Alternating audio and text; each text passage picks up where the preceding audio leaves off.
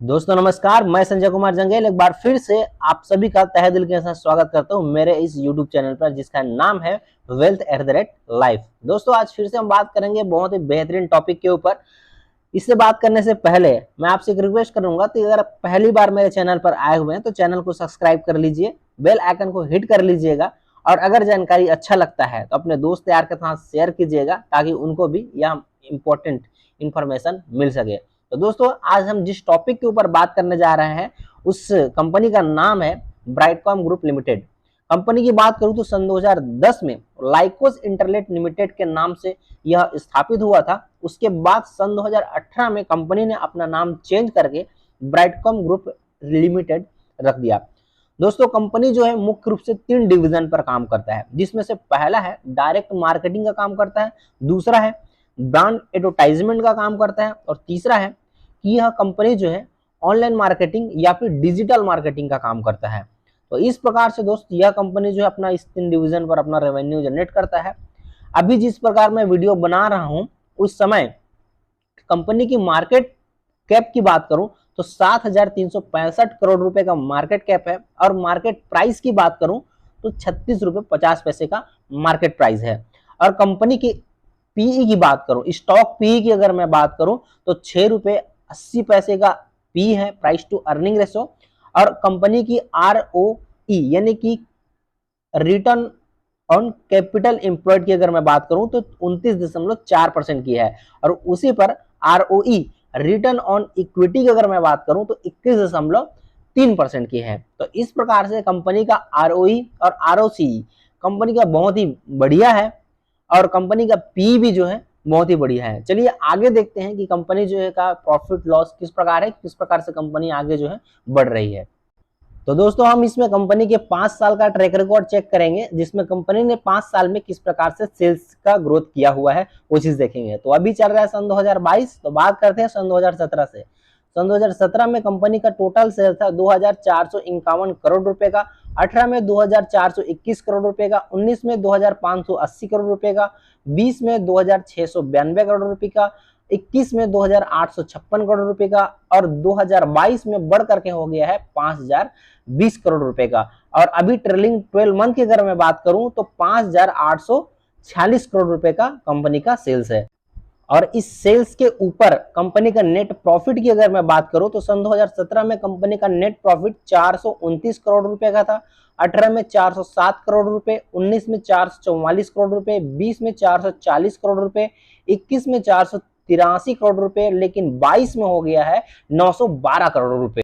और इस trailing 12 month की बात करूं तो 1,084 करोड़ रुपए का नेट प्रॉफिट कंपनी को हुआ है। इसमें ऑपरेटिंग प्रॉफिट की अगर मैं बात करूं तो सन 2017 में इसका ऑपरेटिंग प्रॉफिट जो है 729 करोड़ रुपए का था और 18 में 714 करोड़ रुपए, 19 में 759 करोड़ रुपए और 20 में 789 करोड़ रुपए, 21 में 865 करोड़ रुपए, 22 में 1,507 करोड़ रुपए। अगर ट्रेलिंग 12 मंथ की बात करूं तो 1,758 करोड़ रुपए का ऑपरेटिंग प्रॉफिट कंपनी ने जनरेट किया है।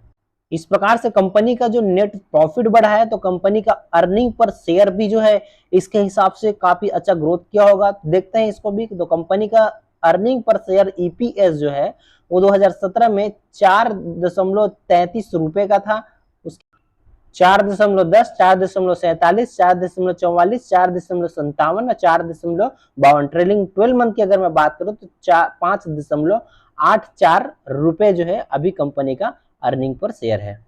दोस्तों अब नजर डालते हैं कंपनी के बैलेंस शीट के ऊपर। तो बैलेंस शीट में हम कंपनी का रिजर्व और उसके बोरोइंग्स को हम कंसिडर करेंगे।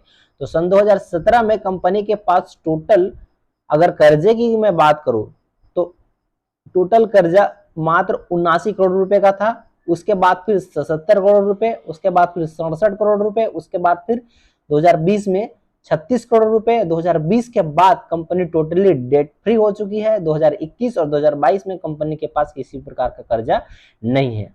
अगर हम कंपनी के रिजर्व की बात करें तो कंपनी का रिजर्व लगातार बढ़ा है। 2017 में कंपनी के पास 2,313 करोड़ रुपए का रिजर्व था, 18 में 2,730 करोड़ रुपए, 29 में 2,909 करोड़ रुपए, 20 में 2,721 करोड़ रुपए, 21 में 3,158 करोड़ रुपए और 2022 की बात करूं तो 4,891 करोड़ रुपए का रिजर्व है।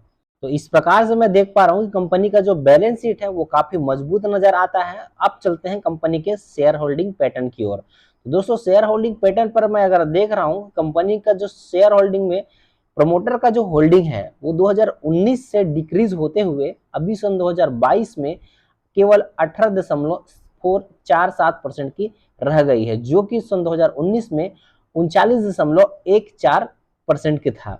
और उसी प्रकार एफआईएस की अगर मैं बात करूं तो एफआईएस जो है 2019 में 7.25% होल्ड करता था, जो कि 2020 में घट करके 0.72% रह गया था। लेकिन एफआईएस ने आगे खरीदारी किया और सन 2022 में मार्च क्वार्टर पे 12.15% और जून क्वार्टर पे 13.55% की शानदार तरीके से बढ़ोतरी किया है। इस प्रकार से जो है प्रमोटर की होल्डिंग कम हुआ है और एफआईएस की होल्डिंग जो है बढ़ा है। डीआईएस का काफी जो है यहाँ पर कोई रुचि नहीं है इस शेयर पर, लेकिन अभी जो है 2022 में बात करूं तो 0.07% की डीआईएस का होल्डिंग है।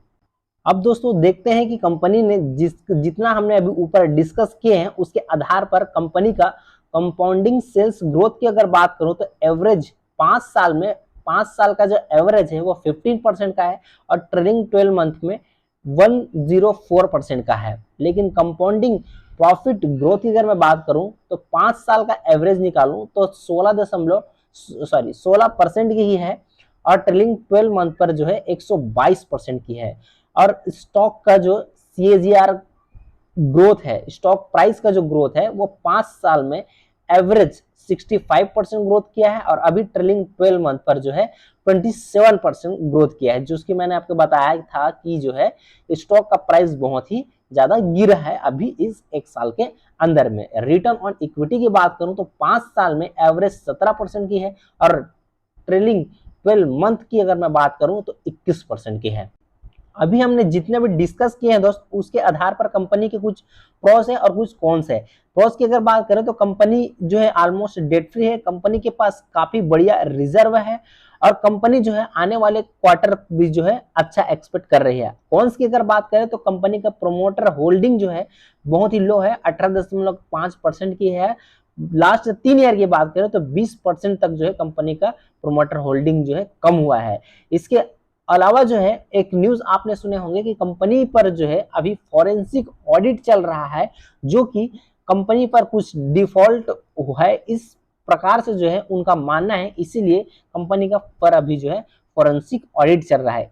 अगर फॉरेंसिक ऑडिट और प्रोमोटर होल्डिंग को हटा दिया जाए तो कंपनी फंडामेंटली जो है काफी साउंड है, काफी बहुत अच्छा कंपनी है और कंपनी जिस सेक्टर पर काम करता है जैसे कि एडटेक का जो सेक्टर है वो काफी ग्रोथ सेक्टर है, आगे चल के ये सेक्टर और भी ग्रोथ करने वाला है। और एक और इम्पोर्टेंट चीज है इस कंपनी के बारे में, कंपनी अभी जो है क्वांटम कंप्यूटिंग के सेक्टर पर काम कर रहा है, जिससे इस के माध्यम से कंपनी का जो बिजनेस है उसको बढ़ाने में काफी हेल्प होगा। और अगर ऐसा हो जाता है तो यह एक मोनोपोली कंपनी होगा इस सेक्टर के ऊपर, जो कि क्वांटम कंप्यूटिंग के माध्यम से एडटेक का बिजनेस हर कंपनी को सर्विस प्रोवाइड करेगी। तो दोस्तों अगर वीडियो अच्छा लगा तो चैनल को सब्सक्राइब कीजिएगा, लाइक कीजिएगा और इस प्रकार से इंफॉर्मेटिव वीडियो के लिए बेल आइकन को हिट जरूर कीजिएगा। Thank you.